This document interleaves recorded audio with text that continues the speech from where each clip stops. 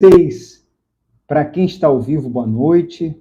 Para você que está acompanhando a gravação, boa noite, bom dia ou boa tarde.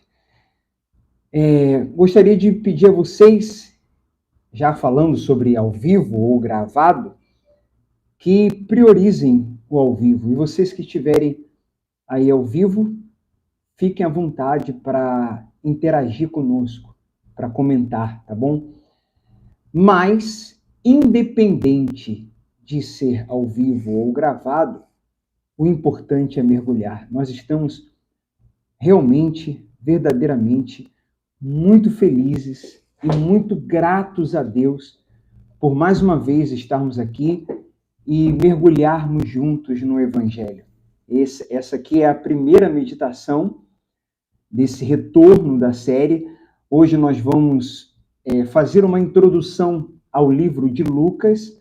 A partir de hoje, o nosso mergulho é no livro de Lucas, será no livro de Lucas e de Atos, sem pausa, porque Lucas é o autor desses dois livros. Então, o Atos é como se fosse um volume 2. Eles fazem parte do mesmo livro, autor, né? Do mesmo autor, digamos, mesmo livro entre aspas, mas o mesmo autor literalmente. Então, vamos mergulhar no Evangelho. Eu não sei se você que está nos acompanhando agora, chegou a mergulhar conosco em Mateus e em Marcos. Nós sugerimos que você faça isso no seu tempo, né? Você pode fazer isso paralelamente ao mergulho de Lucas, ou você pode esperar o mergulho de Lucas terminar. Fique à vontade, cada um sabe do seu tempo. O importante, quando a gente fala de tempo, é termos a consciência de duas coisas. Uma, mais do que ter tempo, nós precisamos ter prioridade.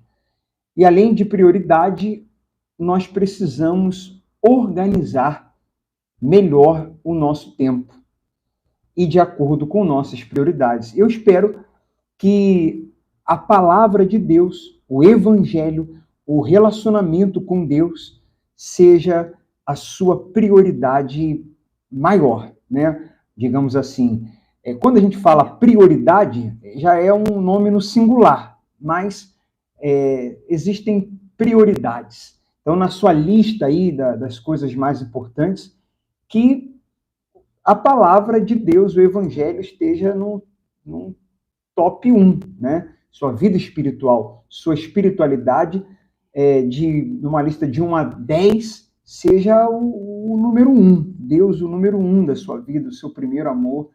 E é por isso que nós estamos aqui. Nós fomos e estamos sendo impactados. Nós estamos maravilhados desde quando começamos a mergulhar no Evangelho. Por isso, fomos inspirados pelo Espírito Santo para começarmos essa série lá praticamente no início do ano, né? Uhum. Então, vamos lá. Quer falar alguma coisa? O conhecimento, né, gente, ninguém pode nos tirar, porque quando a gente conhece pessoalmente a palavra de Deus e guarda ela, então é algo, um tesouro que a gente tem dentro da gente, que aonde a gente estiver, seja qual for o momento da nossa caminhada rumo à vida eterna, né, a gente vai ter esse tesouro ali reservado, guardado, para a gente direcionar as nossas crenças, né, na palavra de Deus de forma correta, e a nossa fé sendo canalizada na palavra de Deus de forma correta, né, não uma mensagem distorcida, não uma mensagem que se parece com a palavra de Deus, mas no contexto geral o entendimento é distorcido, então isso acaba prejudicando, né? Sim. Então, quando a gente está alicerçado na verdade de Jesus, então realmente essa fé ela se torna frutífera, porque a gente está apoiado ali na palavra viva, verdadeira, e ela jamais vai nos abandonar, vai estar guardada dentro da gente. Então é importante, é um investimento, né, Marcelo? Um investimento que essa pessoa está fazendo, e não é com certeza não vai ser uma perca de tempo, muito pelo contrário, vai ser algo que vai gerar muitos frutos, né, na vida dela. Eu eu escrevi isso em um dos posts que fizemos nas redes sociais. Sem dúvidas. Falei isso também na lista de transmissão, no áudio que eu gravei, convidando as pessoas para mergulharem no Evangelho, para participarem dessa série, acompanhá-la. Uma das maiores, sem dúvidas, assim, pessoal, de coração mesmo, sem exagero, uma das maiores, melhores decisões, das decisões da sua vida, da história da sua vida, desde quando você se entende por gente, é a decisão de mergulhar no Evangelho, a decisão de entender melhor o Evangelho. Como o Michele falou, o Evangelho não é sobre apenas pregá-lo, anunciá-lo, é sobre anunciá-lo de forma correta. Então nós estamos aqui, sabemos da nossa responsabilidade, mas eu tenho certeza que o que nós vamos passar aqui não é a nossa opinião, não é o que a gente acha. Se em algum momento, Michele ou eu, nós fazermos aqui alguma ressalva, abrirmos um parêntese e darmos alguma opinião, nós vamos deixar isso bem claro. Gente, isso aqui é uma coisa que eu penso, ou a Michele vai falar, isso aqui é uma coisa que eu penso, sabe, na minha opinião, mas isso raramente vai acontecer. Nós estamos aqui para realmente passar o Evangelho como ele é, de forma genuína, sem mistura. Então, nas próximas meditações, nós vamos orar antes, nós não vamos orar aqui com vocês antes de abrirmos aqui a live, antes de iniciarmos a meditação, vamos fazer uma oração. Eu sugiro que você também, antes de entrar, sempre nas próximas, até o final de Atos, sempre antes de entrar aqui na meditação, faça uma oração, sempre. Aliás, toda vez que você for pegar na Bíblia para lê-la, ore antes, porque é um livro espiritual, é um livro espiritual, é um livro inspirado pelo Espírito Santo. Peça a ele, o Espírito Santo, para iluminar seu entendimento, para te dar a capacidade espiritual de compreender e também de guardar e forças, poder para colocar em prática. Porque é isso que vai fazer realmente toda a diferença. É isso que vai provocar mudanças. Essa palavra ser compreendida, como ela é, ser guardada e ser colocada em prática. E depois compartilhada. Esse conjunto de entender corretamente, guardar, praticar e compartilhar, isso é mergulhar. Mergulhar isso. Mergulhar não é só ler, mergulhar não é só participar aqui da série. Mergulhar, vou repetir o processo, é você ler, meditar, entender corretamente, fazer uma boa interpretação, guardar, colocar em prática e compartilhar com outras pessoas. Esse conjunto é o que a gente tanto chama de mergulhar, né? Mergulhar no Evangelho. Então, apenas hoje, nós vamos orar, porque a primeira meditação, né? Então é a abertura, é a primeira vez que a gente está aqui nesse retorno no livro de Lucas, o início. Então hoje nós vamos orar, vou pedir para a Michele começar a oração e eu finalizo. Eu quero convidar todos vocês que estão conosco aqui para orarmos também. Não vamos orar só por essa meditação, mas por toda a série, pedindo a Deus agradecendo primeiro e depois pedindo a Deus que ilumine o nosso entendimento e que Ele toque nos corações de outras pessoas para que venham também mergulhar no Evangelho conosco. Vamos orar. Pai querido e amado, nós te louvamos e te agradecemos por essa oportunidade de estarmos aqui, meu Pai, porque a tua palavra diz que ninguém iria até Jesus se o Pai não trouxesse. Então o Senhor foi o próprio que nos trouxe aqui, meu Pai, porque essa pessoa ela veio interessada em conhecer mais do Senhor e do teu reino, da tua vontade, da tua verdade. Então, meu Pai, que o Senhor abra o entendimento de cada uma dessas pessoas, meu Pai, as que estão assistindo conosco ao vivo, as que assistirão a gravação depois. Que em nome do Senhor Jesus haja libertação, haja salvação, haja entendimento a respeito da tua vontade, que o Senhor se revele através da tua palavra, meu Pai, que essa pessoa possa receber as boas novas do teu reino, que ela venha conhecer e venha entrar, fazer a partir de hoje, tomar uma decisão, caso ela não tenha entrado ainda, que ela decida a partir de hoje te seguir até conseguir, meu Pai, através do esforço, como nós vamos ler hoje, entrar no teu reino. Em nome do Senhor Jesus, que o Senhor capacite a cada um de nós, não só a conhecer, como a praticar. E isso o teu Espírito, através da nossa dependência para com Ele, através da nossa busca, através da nossa intensa humilhação diante de Ti, o Senhor nos capacita a praticar, que não é pela força do nosso braço, mas é com a sabedoria, força e o poder que vem do alto, meu Pai. É o que nós te pedimos e te agradecemos desde já por tudo, meu Pai, que o Senhor tem feito e ainda vai fazer em nós e através de nós. Em nome do Senhor Jesus, amém. Graças a Deus. Meu Pai, em nome de Jesus, eu concordo com Michele, com toda a minha fé, com a oração feita. Eu só quero te pedir que durante essas meditações, durante toda a série, todas as vezes que a gente estiver lendo, meditando, explicando, que o Senhor esteja trabalhando dentro da gente.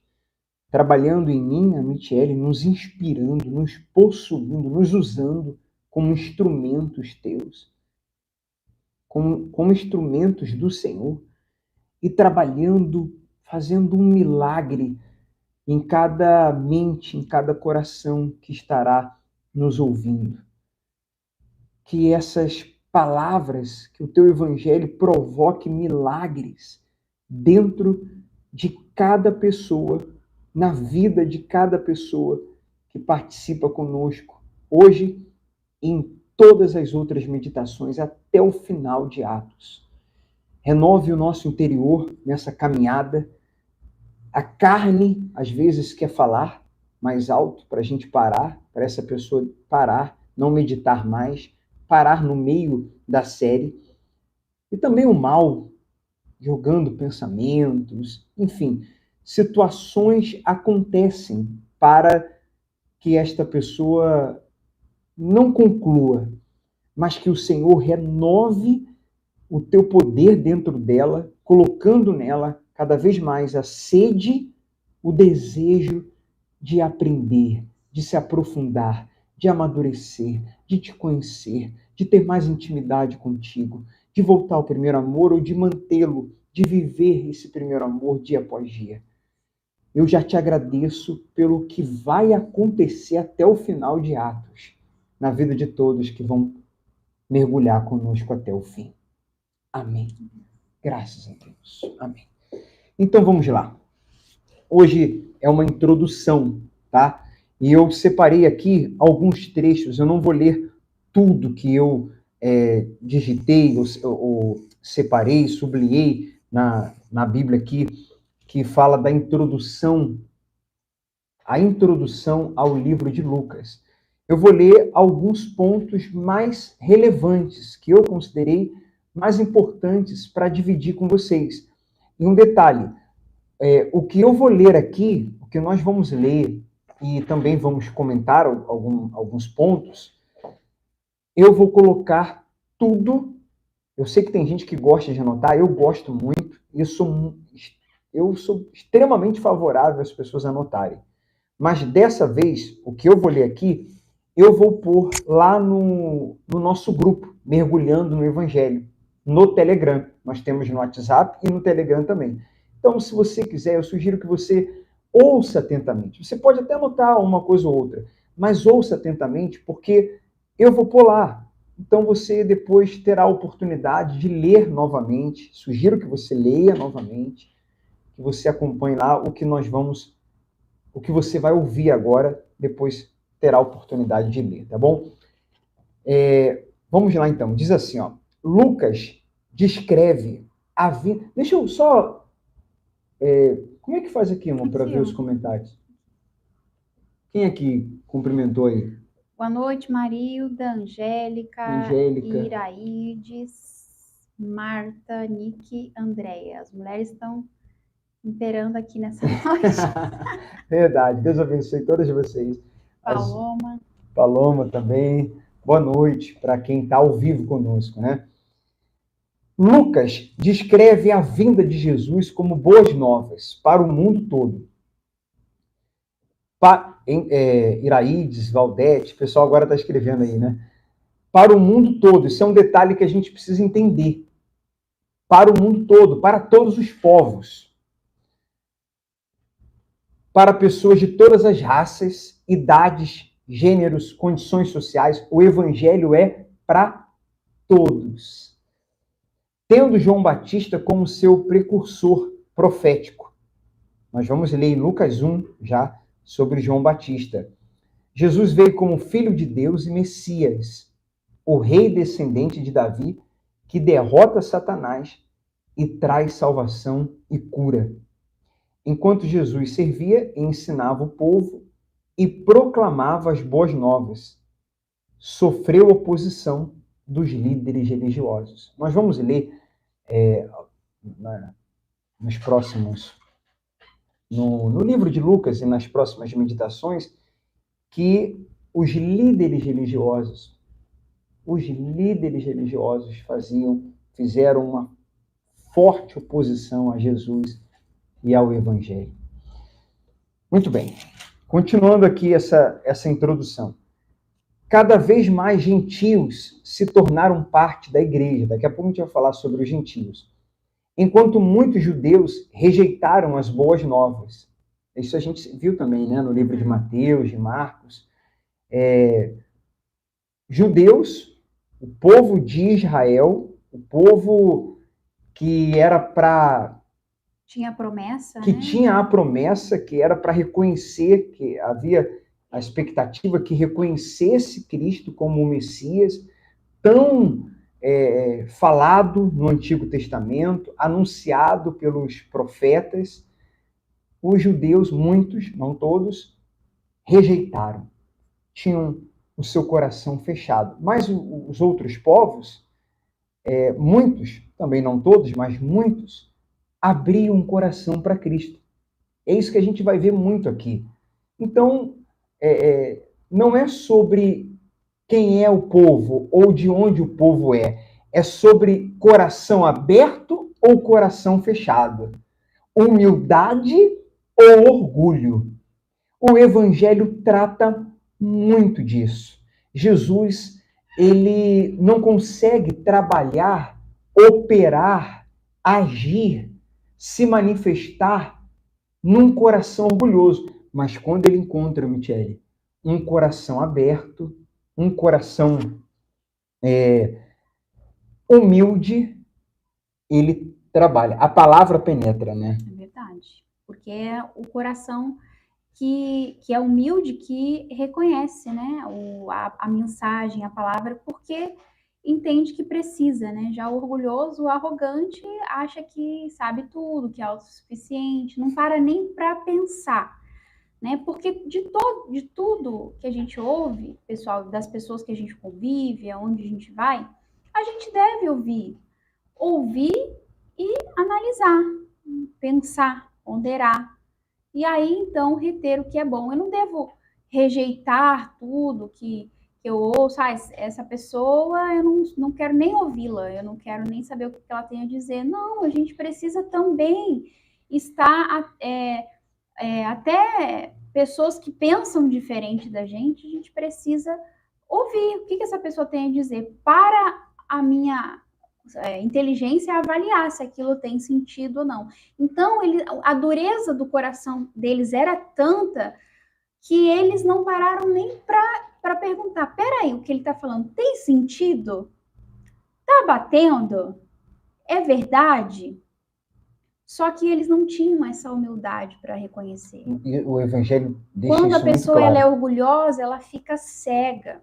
Ela não consegue nem compreender, né? Como uma pessoa que ela já tem uma ideia ali, uma crença ali firmada ou um pensamento, uma opinião e ela é formada, totalmente fechada, né? Ela não tem a mente aberta para saber. E o Espírito Santo que veio trazendo isso para a gente, esse equilíbrio, essa moderação, essa sensatez, porque antes do Espírito Santo vir, o homem era meio realmente aqueles que não tinham conhecimento, né? Porque realmente o Espírito Santo se manifestava para aqueles que tinham o coração aberto.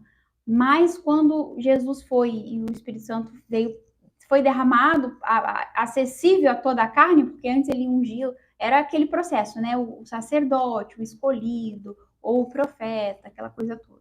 Mas após a vinda de Jesus, não, houve uma promessa: derramarei o meu espírito sobre toda a carne. Então, todas as pessoas hoje têm esse acesso. Basta crer, se render, né? Então, Isso. ela tem que ser humilde. Fica aqui uma reflexão. O nosso coração é duro ou não? O seu coração, você que está acompanhando essa meditação, o que as pessoas que convivem com você costumam falar? Será que... Porque assim, se uma só pessoa fala, pode ser pinimba, né? Pode ser uma coisa pessoal. Mas se 2, 3, se 4 pessoas já comentaram que você tem dificuldade de ouvir, e aí? 4 pessoas falando a mesma coisa. E aí? Será que não se deve quebrar o orgulho aí, ser mais humilde? Às vezes a pessoa fala, mas eu tenho personalidade, né? Eu tenho personalidade própria. Mas uma coisa é você ser enfático e firme em verdades que realmente são as verdades de Deus e elas são imutáveis. Outra coisa é a minha verdade, a minha opinião, o meu ponto de vista, o que eu acho, o que eu penso. Então, eu posso expor, né, a minha opinião, porém eu não posso ser arrogante ao ponto de achar que eu sou o dono da verdade, né? E as pessoas não têm razão naquilo que podem estarem falando sobre mim, né? Até mesmo. Você é uma pessoa que ouve de verdade, que deixa a outra pessoa concluir a fala, que não interrompe no meio da fala? E quando você ouve de coração? Ou enquanto você está ouvindo, você está lá dentro rejeitando o que a outra pessoa está falando? Sem nem, como a Michele falou, sem nem analisar se faz sentido ou não o que ela está falando. Porque é isso que muitos judeus fizeram com Jesus. E o Evangelho vai mostrar isso para a gente. E aí? Sabe, vamos ler o Evangelho pensando na gente. Isso é uma outra coisa também que às vezes, por orgulho, fazemos. Isso é muito ruim, muito ruim, muito feio. Muita gente faz isso. Que você não façamos mais. Que a gente não faça. Sempre pensar em outras pessoas quando ouve uma mensagem, uma palavra. Tipo, agora, por exemplo, a gente está falando de humildade. Cabe a cada um de nós aqui, inclusive nós, pensarmos em nós, antes de pensarmos em qualquer outra pessoa. Mas o que às vezes o orgulhoso, às vezes sem perceber, ele faz? Ele, quando começa a ouvir uma reflexão, ele já começa a pensar em pessoas, em outras pessoas. Terceirizar, né? Em alguém. Ele começa a pensar em alguém. E às vezes chega a pensar e até falar o seguinte: o fulano tinha que ouvir isso. Fulano, Beltrano, Ciclano tinham que estar aqui para ouvir isso. Tinha que ouvir isso que eles estão falando. E às vezes a pessoa, ao pensar dessa forma, ela está perdendo a oportunidade de se analisar, de refletir e dela evoluir, dela mudar. Porque ao invés dela estar pegando aquilo que está sendo falado para ela está pensando em outras pessoas que poderiam estar ouvindo. Isso, muitas vezes, é o orgulho. Quando a pessoa se analisa, primeiro, e também pensa em outras pessoas, aí pode não ser orgulho, aí ela está realmente só preocupada com outras pessoas. Aí pode ser uma preocupação genuína, generosidade, isso pode ser até amor. Ela fala, poxa, isso aí serviu para mim, eu vou me analisar, eu vou pensar primeiro em mim, no que isso serve para mim, no que eu preciso mudar, mas eu também acho que fulano, beltrano, ciclano, aí sim, aí é legal, aí ok.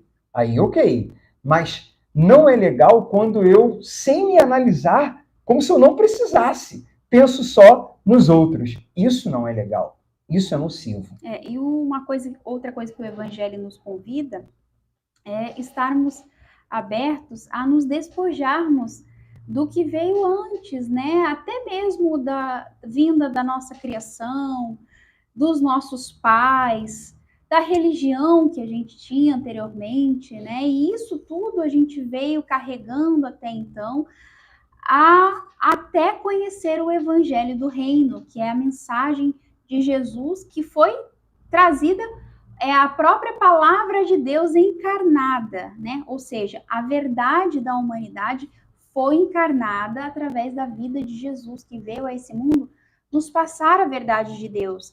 Então, se eu quero me render a essa verdade, a esse caminho, a essa vida, eu, mais do que nunca, devo me deparar com aquilo que saiu, né, da boca de Jesus e veio nos revelar qual que era a verdade. Então, se isso contrastar, né, ou confrontar com aquilo que eu já aprendi anteriormente, então daí tem essa ação, né, de que Jesus fala, negue-se a si mesmo. Quando ele fala negue-se a si mesmo, tome a sua cruz e siga-me, é que ele estava apresentando ali para os judeus que haviam trazido bagagens, né, da religião, das doutrinas, né, dos sacrifícios, da lei mosaica, né? Não da lei moral, mas das leis dos costumes, das tradições, dos rituais, e ele estava convidando a essas pessoas. E isso gerava renúncia. E aí, lá na frente, a gente vê, e no Evangelho, onde Jesus fala que haveria separação até mesmo entre pais e filhos, entre mãe e filha, entre irmãos, entre família. Por quê? Porque nem todos estariam dispostos a se render a essa verdade. Então, por isso que a gente tem que estar aberto para crer. Você crê que Jesus esteve aqui nesse mundo e trouxe a verdade de Deus encarnada, o caminho que nos leva à vida eterna? Então, negue-se a si mesmo, tome a sua cruz e siga Jesus. Vamos ter que decidir, né? Em algum momento, precisamos decidir. Vamos continuar com nossas convicções, nossas opiniões, com o que eu acho, eu penso, eu aprendi, e tudo bem, quando aprendermos algo sobre o Evangelho, palavras de Cristo, palavras da pessoa mais importante, do maior líder que já existiu, do próprio Deus que encarnou, quando bater com algo que a gente já pensava, ok, não, isso que o Evangelho está falando, isso que eu estou lendo, eu já vivo, já pensava assim, eu aprendi desse jeito. Ok, poxa, excelente, juntou a fome com a vontade de comer, combinou, bateu. Só que muitas vezes, pessoal, nós vamos ler coisas no Evangelho, vamos aprender com Cristo. O oposto. A sabedoria de Deus.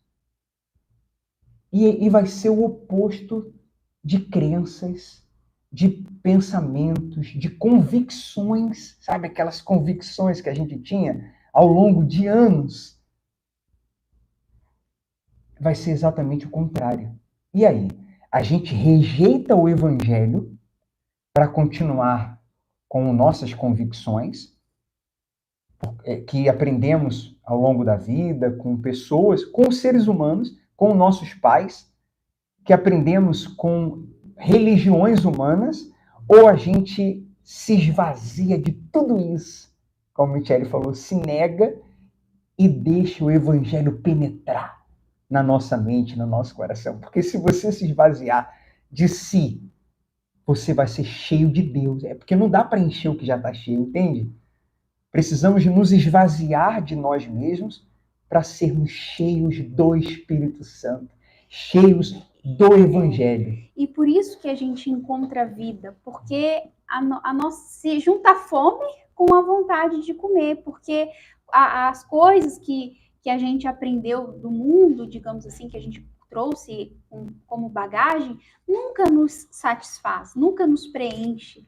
Agora, a verdade de Deus, ela preenche o buraco que tem no nosso interior, no nosso coração, na nossa alma, e faz com que realmente a gente encontre a vida abundante que Jesus veio trazer. Quando a gente se rende a essa verdade, quando a gente se entrega, ainda que com sacrifício, com esforço, mas é isso que vai nos saciar, é isso que é como Jesus fala, né? Eu sou, nem só de pão viverá o homem, mas de toda a palavra que procede da boca de Deus. E isso é o que nos alimenta, é o que nos sacia, que nos preenche e nos dá a vida, né? Amém. Então, continuando aqui. É muito forte, hein? Cresceu a divisão entre aqueles que criam que Jesus era o Messias e os que negavam essa alegação. A questão crucial nesse conflito passou a ser: quem é o verdadeiro povo de Deus? É a igreja constituída de judeus e gentios que creem que Jesus é o Messias? Ou são os judeus que rejeitam Jesus e o consideram um falso mestre? Lucas trata dessa questão e mostra que Jesus é verdadeiramente o Messias que chama todos, judeus e gentios, pessoas de todos os povos, a crer nele. Escrever esse prólogo mostra a competência literária do autor e apresenta o propósito da obra, escrever uma confiável narrativa histórica da vida de Jesus, que confirmasse a veracidade da mensagem cristã. O Evangelho de Lucas deve ser lido e interpretado junto com Atos. Por isso que vamos ler os dois aqui nessa... E vai ser sem pausa. Quando a gente terminar o último capítulo de Lucas, se a gente terminar na segunda, na quarta já vamos ter já vamos entrar em Atos. Se terminarmos na quarta, e assim sucessivamente. O livro que o acompanha, Lucas e Atos, são 2 volumes de uma obra só do mesmo autor. Os dois formam uma unidade literária e teológica. Embora todos os sobre a autoria, quem escreveu o livro de Lucas, o próprio, né? Embora todos os evangélicos sejam estritamente falando anônimos, seus autores não se identificam. O autor de Lucas e Atos foi Lucas, médico e colaborador ocasional do apóstolo Paulo. E um de seus temas centrais é o fato de Deus conceder salvação não apenas a judeus, mas também a não-judeus, como falamos. Sem dúvidas, Lucas veio a crer em Cristo por meio do ministério do apóstolo Paulo. Nós vamos ler isso em Atos, capítulo 16. Embora não estivesse presente durante o ministério terreno de Jesus, olha esse detalhe, embora Lucas não estivesse presente no ministério terreno de Jesus, era um historiador meticuloso e perspicaz. Valeu-se dos relatos de testemunhas oculares, a gente falou bastante isso lá em Mateus, e de fontes escritas e orais para investigar em detalhes os acontecimentos que relatou. Seu propósito era escrever de modo que seus leitores tivessem certeza daquilo que ele registrava. Sobre a data, né, e o local da redação. Não se sabe o local exato, mas Roma, Éfeso, Cesareia e Acaia, sul da Grécia, foram sugeridos como possibilidades. A data também é incerta.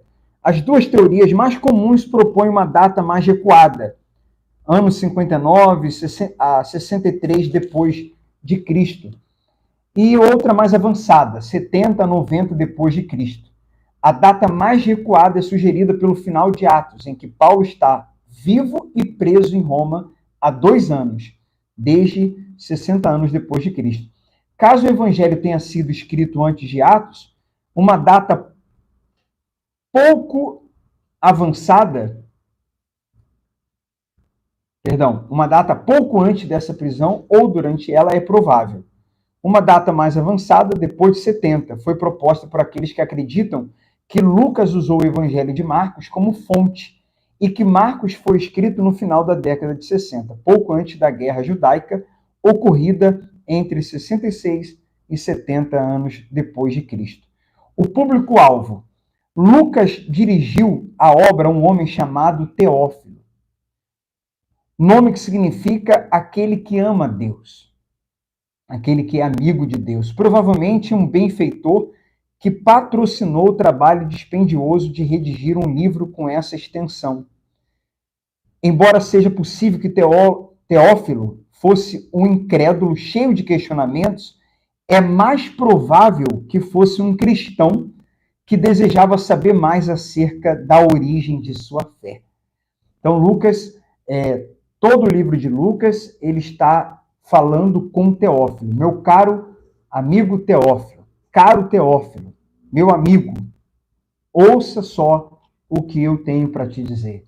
Eu vou te explicar, eu vou te ensinar. Quer falar? E Lucas, ele colheu o relato de Maria, né? A mãe de Jesus até mesmo. Então, ele tinha relatos íntimos também de Jesus, não oculares, mas de Maria, por exemplo, e de alguns apóstolos que ele colheu fatos, né? Foi uma pesquisa, né? Que Lucas era um doutor, uma pessoa letrada, uma pessoa que tinha um certo conhecimento, né? E sabia escrever, obviamente, e lá no início do livro já fala, né? Intensa investigação eu fiz sobre relatos, sobre fatos, né? Isso aí a gente vai ver. Exatamente. Significado e mensagem. Jesus é o Messias prometido no Antigo Testamento. Primeiro ponto. Isso, todos os evangelhos, eles vão lutar para mostrar às pessoas que o Messias, como a gente falou isso aqui no início, tão aguardado, é esse Cristo, é Jesus.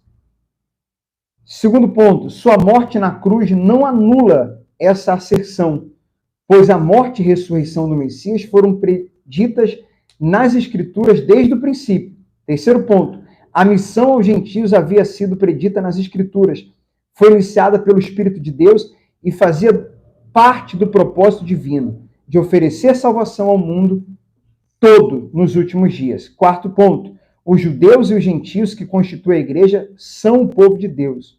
É geral, não apenas os judeus, mas todos que creem se tornam filhos de Deus, conforme o tema central do Evangelho de Lucas.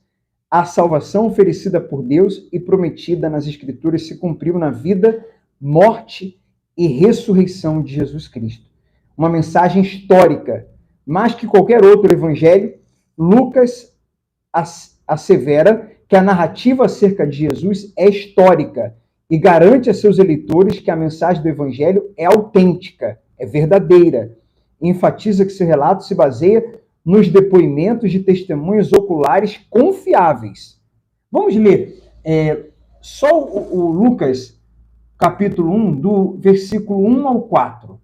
Porque, como o Michele citou, e eu acabei de ler aqui, já no início do capítulo 1, a gente vai ler aqui na versão NVT, Lucas 1, fala sobre isso. Já no início do capítulo 1. Então, vamos ler aqui antes da gente terminar? Leia, por favor, Michele, do 1 ao 4. Muitos se propuseram Lucas 1, versículo 1. Muitos se propuseram a escrever uma narração dos acontecimentos que se cumpriram entre nós. Usaram os relatos que nos foram transmitidos por aqueles que, desde o princípio, foram testemunhas oculares e servos da palavra, né? Como a gente falou. Depois de investigar tudo detalhadamente desde o início, também decidi escrever-lhe um relato preciso, excelentíssimo Teófilo, para que tenha plena certeza de tudo que lhe foi ensinado. Então aqui ele já está dizendo, aqui já está falando. Ele já tinha ouvido, né, falar do Evangelho. Já está falando aqui que ele fez uma investigação detalhada, que ele analisou todo o contexto, que ele ouviu muita gente e testemunhas que foram oculares, e aqui também já mostra aquilo que nós falamos, o público-alvo dele, que é esse excelentíssimo Teófilo. O livro de Marcos, vocês... livro de Marcos, vocês podem, talvez tenham reparado que ele é menor, bem menor. E alguns estudiosos, ou muitos, afirmam que possivelmente o livro de Marcos é menor por falta de recursos, de condições de comprar o papiro, de condições de poder escrever mais, de relatar mais coisas. Por isso, o livro de Marcos seria menor, um dos motivos, ou o motivo principal. Já Lucas é o maior, e esse Teófilo é um homem nobre, né, um excelentíssimo, pela forma que ele se expressa ali, conforme nós lemos, possivelmente ele patrocinou, né, mandando papiro, mandando tinta, ajudando Lucas a relatar tudo isso que nós vamos ler aqui. E os apóstolos também relataram que isso eram os acontecimentos mais importantes, digamos assim, que foi apontado, escrito, que está nos evangelhos. Porque se tivesse que escrever tudo o que eles tinham presenciado e Jesus falado, não caberiam os livros, olha só, né? A grandeza de coisas e muito mais. Só que o que eles consideraram mais importante, né, para reproduzir, expandir o Evangelho do Reino, ficou ali registrado, que é o que a gente fala, né, que esses livros foram selecionados pelos pais apostólicos, que foram os discípulos dos apóstolos, né, os pais da igreja. E acreditamos que todos inspirados pelo Espírito Santo. Quer dizer, ficou aquilo que o Espírito Santo quis que ficasse. É assim que eu creio, né? É assim que nós cremos, por uma questão de importância, de prioridade, né? Gente, nós vamos ficando por aqui. E na próxima meditação, eu quero tratar com vocês, olha só o que nós vamos fazer na próxima meditação. Nós vamos falar de todos os excluídos pela religião, pelos líderes religiosos, pela sociedade, mas não por Jesus. Nós vamos falar para vocês sobre os grupos dos excluídos, que Jesus não excluiu. Vai ser o tema da próxima meditação, da nossa segunda meditação. Aí depois nós vamos entrar em Lucas capítulo 1 e vamos em frente. Lucas 2, Lucas 3 e assim sucessivamente. É isso aí. Então aguardamos vocês nas próximas meditações. Curta, né? Compartilhe. Quarta-feira já vamos entrar no capítulo 1, né? Possivelmente. Vou falar dos excluídos e talvez a gente entre no 1. Vamos ver. Essa semana a gente entra no 1, isso é certo. Se quarta ou sexta, vamos ver. Curta esse vídeo. Curta, vai ficar aí no YouTube. Quanto mais curtidas e mais comentários, o YouTube acaba entregando o vídeo para outras pessoas, para mais gente.